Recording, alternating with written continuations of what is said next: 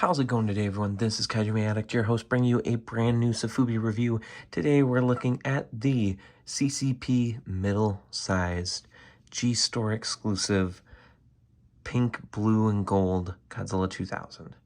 Now, let's check and see if this is worth adding in to your collections. All right, so now that these are available for a US distributor through the US Godzilla store, now's the time, I think, to look at how beautiful these very affordable Sofubi figures are.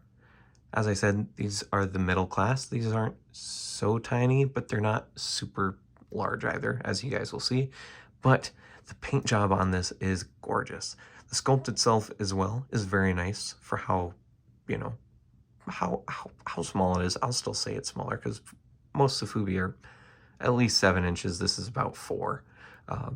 The sculpt itself is really, really good. The one spot where it kind of looks a little goofy is here in the back where you've got your, the first row, and then you've got your 3 big rows of dorsal plates. But even still, I think it really fits the aesthetic of what this figure is. The head sculpt is very, very nice. It's Godzilla 2000. It still looks cranky. He almost has like a snarl going on. And the paint in that mouth is very, very nice as well. It's got silver for all the teeth. It's got that gold glow on the face.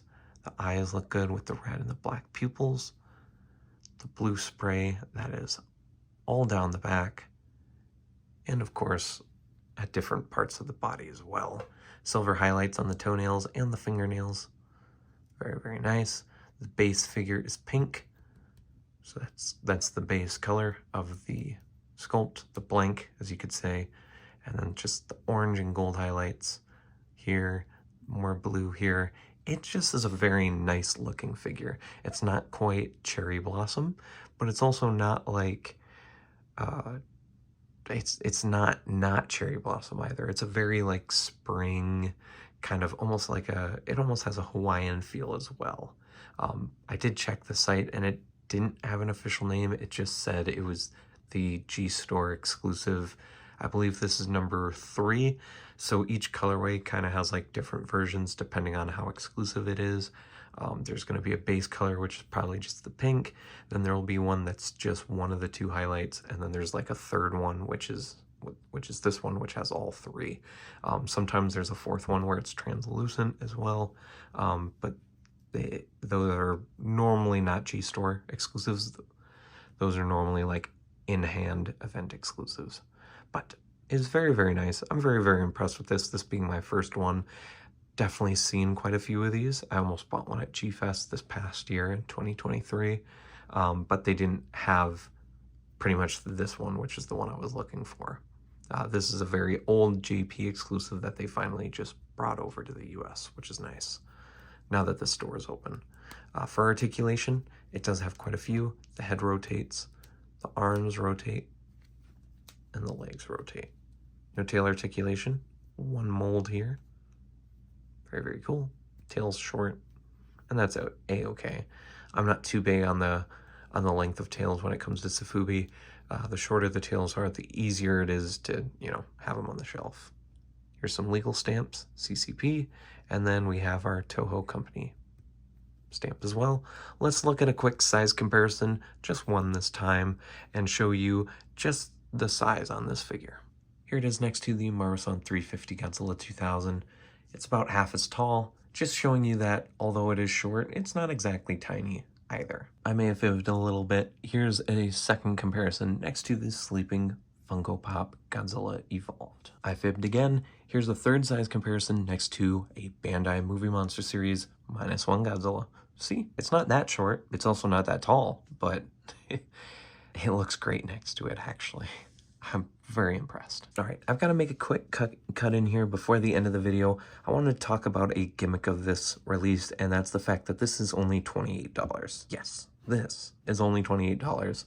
Now, I know for Bandai collectors and Playmates figures, that's quite a bit of money. But for us that have buy Sofubi, or if you import these from Japan, that's pretty cheap. You can get these from HobbyLink for Japan, about the same price, but shipping's always normally about $10-20 still, because there's an average low price for shipping. So the fact that you can get this for $36 off the G Store is one hell of a deal. And I would say, for the most part, when it comes to colorways, these look better than most Bandai Movie Monster Series figures. Once again, this is Sofubi. It's not going for suit accuracy, but the color on this just absolutely pop, and the paint looks wonderful with no really big paint blemishes, you know, like a certain big Bandai vinyl company likes to do. So looking at everything, is this a good starting point for Sofubi figures? Yes.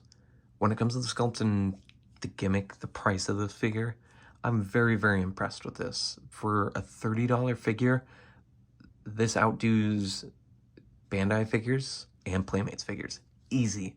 The colorway, although I'm a little biased as well, is a 10 out of 10. I love pinks, I love golds, and I love the blues and silvers that are on this figure. The red eyes look wonderful. It brings out the sculpt in the best of ways, and it's still reflective. So overall, this is honestly a 10 out of 10 figure. I really think if you're nervous about getting into Sofubi, going to the USG store and buying one of these CCP metal-sized figures, especially this one, is not a bad idea. I recommend it, and that's it, guys. Hopefully you guys enjoyed. Leave a like, comment down below, subscribe if you haven't, and I'll see you guys in the next Sofubi review. Me and Godzilla 2000, signing out.